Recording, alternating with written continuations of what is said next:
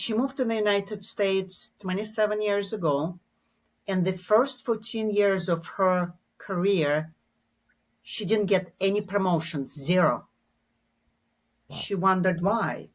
And she realized, and it's very relatable to me because I grew up in communist Russia. So we were told, be quiet, don't cause any issues, never lift your hand in meetings, just do the work, and the work will speak for itself. That's a lie. The work doesn't speak for ourselves. We need to speak for ourselves. So she realized that she needed to learn how to speak for herself. So this tiny lady, she's 5'5", she went to and joined Toastmasters. Hmm. 6 years later, she's leading an area for Toastmasters in San Francisco. And in the last 12 years of her career, she actually got 4 promotions because she Wow. found her voice.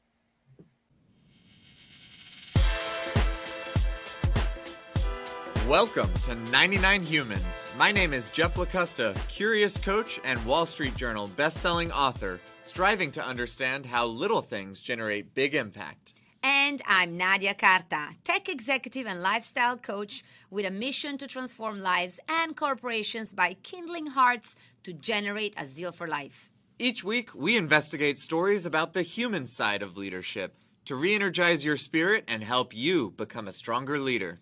Because the reality is that leadership is messy, goofy, challenging, but always human. Thanks for spending time with us today. Let's dive in. Where are you in the world right now? So I live in central Massachusetts, 45 minutes away from Boston. Awesome. I am in Atlanta, so yes, it's nice to connect this way. I'm not sure if Molly mentioned, but Nadia's not able to join. She's actually on a flight back from Cannes. So she's been Oh, at that marketing advertising event all week and is coming back. So you're stuck with just me today, but I think we'll still have a great conversation. absolutely, we will. Oh, that's yeah. I saw on LinkedIn there. It's a wonderful, wonderful, very inspiring event. I've never been before, and if I'm being honest, I'm kind of an introvert at heart. And so the idea of a week long, like a million people, everyone's dressed up, you're constantly networking. I do get energy from it, but I would need a gigantic recharge after that. Me too. That's why I do really well when I reframe myself. Networking is helping. So I'm meeting another human. I'm helping another human. It's not like I'm networking. So because yeah, introvert, square, square, right? So yeah, it's me too. 100%. I mean, I think it's funny that actually was the spark of the idea for 99 Humans Uh huh. is, when I look at leaders like yourself, actually, it's pretty intimidating. So I would love for you to introduce yourself, but let me read a little bit that I was able to find. So you're obviously a CMO now, which I'd love to talk about. But in your experience, you've worked on a rebrand for Cisco. You've worked through a close to $3 billion acquisition. You have built companies. You've been a founder before. Your list of accomplishments is a reason that it can be intimidating for somebody to look at that and go, how the hell does she do that? How is this possible? And the hypothesis behind 99 Humans is that at the end of the day, everybody is still a person. I don't think that's really a hypothesis, that's a fact. But the realities of getting the amazing things done that you have done seem to still resonate with people working with people, which means it's funny, it's messy, it's sad, it's hard. There are so many human pieces to getting the bullet on your resume. And that's what I'd love to talk about today is what are some of those times where it's been extra messy, funny, hard, sad in your experience, and just unpack those micro stories more than hear the gigantic list dial into one and be like, when I was doing that rebrand, here was a real human piece of that isn't in the resume. So before we get into all of that, what are you up to right now? That is a really good question. And the reason I'm wearing pink because I'm launching a book, a Woohoo! leadership book. So I'm it's seeing it called unlimited, and there's an angel on the front. It looks like to me. An Angel or a Woman That Is Ready to Fly because I she's unlimited. Yes. Oh, I love that. So what's the book about? So as you probably know, majority of leadership books, they're written by men for men, right? Yep. So in 2020, there were more books written by a person named John than by women, people of color, or immigrants like me combined. Wow, I'd never heard that. That actually blows my mind. Mm-hmm. Yep. So, and there's nothing wrong with those books. I love all those books. But what do those authors know about how it is for a person like me, who's a female, who's an immigrant, whose English is a second language, how it is for her to climb the ladder? Mm. So I wrote this book and I took it a little bit further. I interviewed some amazing leaders. I call them underrepresented. They are Black, they are African American, they're Asian American. So, in the commonality among all of our stories was that we knew that this system existed. We didn't allow the system to limit ourselves, and we created our own laws. So I put them on 17 laws after interviewing those people. So I created 17 laws for any of the underrepresented that Wow. people can use. Well, congratulations. As an author, I know that one does not just, so I wrote a book, hand wave that you did on this huge, painstaking, like squeeze the blood out of every finger that you have to get it done. You said something really interesting there, not to let the system limit us. How does the system limit people like you? So when you don't look or when you don't sound like men who created the system, they always question you. And sometimes they gaslight you. So there was a situation early on in my previous company where a leader of the company, when he talked to me, he used to raise his voice. And then I realized the reason is because this is how he talks to women. That's how he was raised up. So it was, and I was always questioned by that leader. So because we're not part of the, and I don't want to say boys club, Mm. they don't feel that we belong. So, and it's hard for people like me to find sponsors. And the reason I'm here because I did have those sponsors, people that were part of the system, but they believed that everyone deserves a seat at the table. They saw something in me and they helped me to get where I am. I just heard a stat and I can't remember the numbers, but it boils down to women are maybe over mentored and under sponsored. 100%. And the reason is because men normally would sponsor or give opportunities to younger people that remind them of themselves. Mm. And it's just psychology. So when I talk to men, I'm in telecom, so this is a very male dominated industry. At 52, I'm actually one of the youngest in the industry. The numbers are very staggering in telecom. It's 70% are men over 58. So, and in the C suite in telecom, there's only 12% of women. So when I talk to men about bringing more diverse voices in our industry and sponsoring women, I started a whole bunch of initiatives. I remind them of their daughters. I remind them of their mothers. I remind them of their sisters.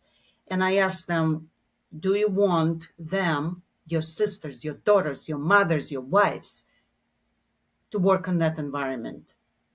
And that's how you build bridges. What was it like in that, when you said you credit some of the sponsors for getting to where you are, what exactly did they do for you? Oh, I love telling that story. Um, so I started in telecom 23 years ago as a receptionist. I moved here, so I moved from Russia to Canada, and then from Canada I moved to the United States in 2000. In 2001, right around 9/11, I was looking for a job. There was no jobs available. That's a The hard time to be looking for a job. 2 degrees cannot Wow. find a job. So I have a master's in teaching computer undergrad from Canada. No jobs available. A Wow. tiny little startup saw something in me. Their CEO saw something in me, and they hired me not as a receptionist, as a temporary receptionist to cover someone's maternity leave. I've proven myself in that period, and they kept me. And then I became his executive assistant, the chief of staff. So for 6 years, I proven my ability to do really good work for the company and build a culture. So because it was a startup, we were growing it, and it was very important to take care of the people. And because I was his right hand, I took care of the people.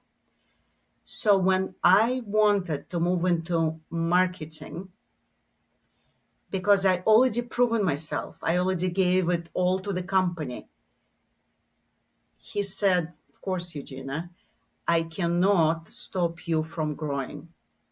And I remember to this day, it was 15, 16 years ago, when he came from up from his desk. It was winter morning, it was still dark. And he came to me, and I was like, I just asked him if I can leave him and go take another job. And he came to me, gave me the biggest hug, and said, just go and shine. Wow. That actually gives me goosebumps to hear. Of course, I can't stop you growing. What an amazing response to exactly what you said. Hey, I'm out of here. I'm ready for bigger and better things, which of course is theoretically what every leader hopes will happen for everyone on their team. But then there's that moment of, oh no, not you, not a really amazing person. Please don't actually go.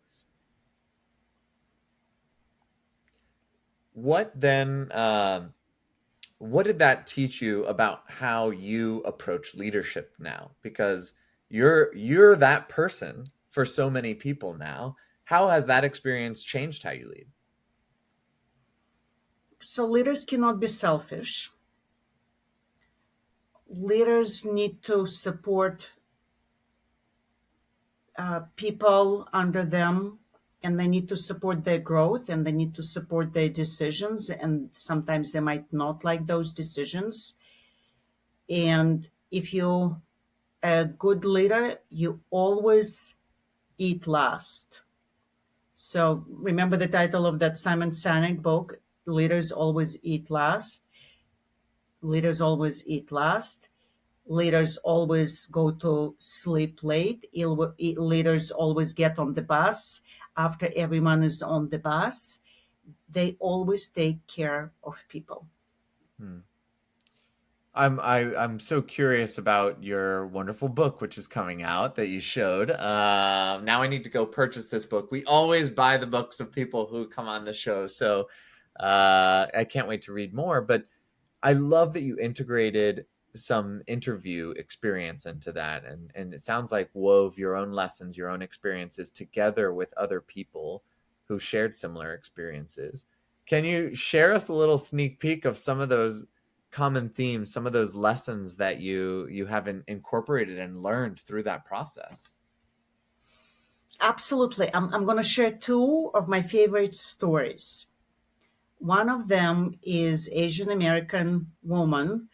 Um, Her name is Lucy Chen. She's actually publishing a book later this year. Okay, we'll have to share it all around. Absolutely. And I can do an introduction. She's amazing. She told me a story. She moved to the United States 27 years ago. And the first 14 years of her career, she didn't get any promotions, zero. Wow. She wondered why. And she realized, and it's very relatable to me because I grew up in communist Russia. So we were told, be quiet, don't cause any issues, never lift your hand in meetings, just do the work, and the work will speak for itself. That's a lie. The work doesn't speak for ourselves. We need to speak for ourselves. So she realized that she needed to learn how to speak for herself. So this tiny lady, she's 5'5", she went to and joined Toastmasters. Hmm. 6 years later, she's leading an area for Toastmasters in San Francisco. And in the last 12 years of her career, she actually got 4 promotions because she Wow. found her voice. Wow. That is a super powerful story. I that idea of so I grew up in the U.S. Nadia is Italian, and the idea of coming to another culture to work to me, right, is obviously a more foreign concept. But I am understanding through these interviews and through conversations with wonderful people like you, it makes sense that that is not only quite a challenge, but a massive additional burden that is put onto you unfairly. I mean, you're carrying around that heavier load than maybe folks who aren't there. And I'm curious, is that something that you notice? Am I characterizing it fairly? Or how do you think of that additional challenge of, okay, now I need to operate in this context and this culture this way, which means I'm going to go to Toastmasters and learn, that's incredible. And it is an extra step that maybe she had the guts to do, that other folks didn't maybe have to do. So I think we're all carrying different loads and we're all carrying burdens that we don't know about. So I had a maybe cultural barriers that I needed to relearn because of where I grew up. But there are people that come from underprivileged backgrounds. So they need to learn how to dress for a job interview. So we all have something that we need to learn how to fit in the corporate system.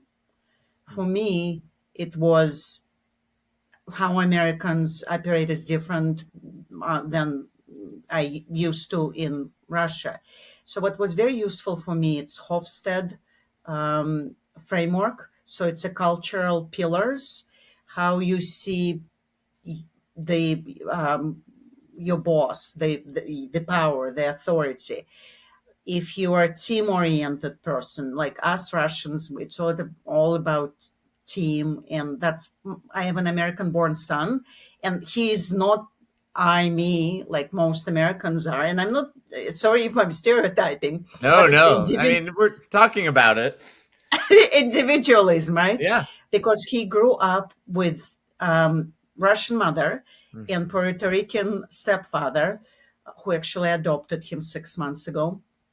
He Congrats. is very community oriented. So we all come from different backgrounds and we carry a lot of it. So we all have to relearn. What I'm going to say is, though, when we enter the corporate system, corporate America, we need to assimilate with intention, Mm. because I cannot lose who I am. Like, I like pink, obviously. I have pink highlights. Um, I I'm people oriented. I have values of integrity and honesty that my mama taught me. So it's finding that balance with being part of the corporate system and contributing and growing your career and still being true to who you are. I absolutely love what you've said because the picture that you're painting is this really beautiful mosaic, right? We all come from different backgrounds, we all have different baggage, we all, are different shades of very similar things. But to assimilate then into the corporate system, which is maybe another conversation, like what is this corporate system and why is it the way that it is? Is there any hope for it to change one day? But the part that's so neat is the intentional assimilation that we all then go through, not to lose ourselves. And that's something I've never liked. Maybe you've heard that phrase, the melting pot, right? I'm like, "Ugh, I like a salad bowl analogy more than a melting pot." Have you heard that? Yes. Yes! It's so good, right? Because I don't want to melt into this amorphous gray blob with everyone else around me the same. But to have a, cherry tomato next to the green pepper and it still works, that is an analogy that works for me. And that's what I hear you saying is you still get to be the tomato. You're going in a salad. You need to go in a salad to be successful, to get the promotions, to move up, to get the things that we want from a rich, full life. But don't lose the fact that you're still a tomato as you go. That's absolutely, and I'm a strawberry and I'm going to stay a strawberry. I think that's awesome. So, can we unpack this corporate system a little bit? Because you have written now some rules that help people navigate this. But unpack for me what it means. What are we assimilating into when we choose to work for a corporation? So if we look at the evolution, the history, so men, they were always breadwinners, and women, they took care of the family and the children. And then it all changed with industrial revolution and wars as well. So, for example, in when men left for World War One or especially World War Two, women, they went to work. They built tanks, they built planes. So when men came back, they took those jobs, factory jobs, but women still wanted to bring home the bacon. So, and they started joining the workforce. And at first, it was secretary jobs and all those, stores and things like that. And then they realized that they could be doctors, they could be lawyers. They asked the question that I ask in my book: if my husband can be a doctor and a lawyer, why not me? Mm. And just system had to accept slowly but surely, because right now we have more women going to colleges and getting higher education and doctorates than men. And women that started all that 50, 40 years ago, I'm forever grateful, because the reason I'm a CMO today, because they said I deserve that seat at the table. How do you avoid, though, losing yourself in this process? Because it sounds nice, do it with intention. But how are there any tips that you've found, because you've been quite successful at it? What tips are there for people to, assimilate without losing who you are? So there's another story in my book I share, and it's actually two stories, very similar in different laws. One is in the law of negotiation, and another one is in the law of authenticity. And they were both asked to get new clothes, change their lipstick, and cut their hair. So, and they had to decide what was okay with them, either, get new clothes, get new purse, or what was not okay. What was the symbol of their culture, and if they got rid of it, that they would have lost that culture. So it's making that decision.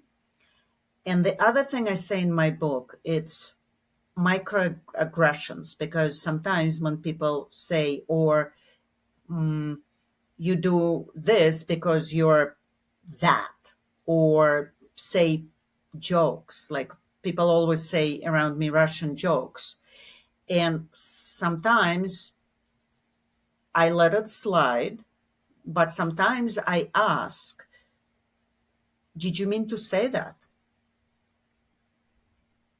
And it is very important, Mm, because if we don't ask those questions, then we allow people to think it's okay.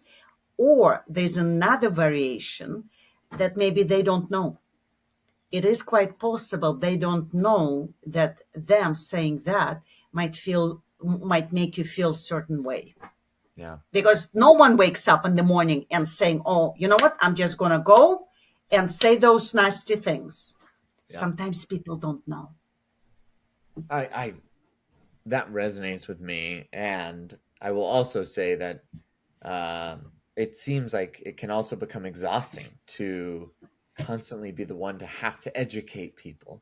You know, like the burden again shouldn't have to. Maybe it is, but it shouldn't have to be on you to constantly be the one to say, "Hey, that's actually offensive."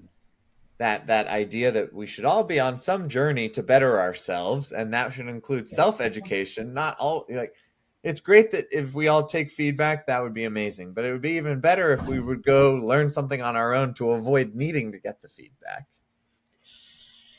So I look at it, though it is sometimes tiring, and many women come to me and they say, aren't you tired to always say, I I started this initiative in telecom to have gender diversity at industry conferences and events. So to have gender parity, maybe not like 50-50, but at least, two, three women on panels. So they're not males. And but that's it, right? It's so true. I love that word. I'm stealing that. Oh, please go still away. So, and women always ask me if I am tired constantly saying, oh, we need gender diversity. We need to make sure that women are represented. I see it as a service, because I don't, maybe I am the first one, but I don't want to be the only one. So I'm paving the ways for other women, younger women, to come after me. So when I'm educating constantly about these issues, I'm not educating for myself. I'm educating for them. Mm, I think that's a beautiful way to think about it, just paying it forward, because you said earlier how thankful you are for the people who went in front of you, and just how real it is that you see the people coming after you as well and taking actions to help them is really amazing. Well, we always kind of start to wrap podcasts asking the same question, which is if you were to leave listeners with one piece of advice, what would you want to leave them with?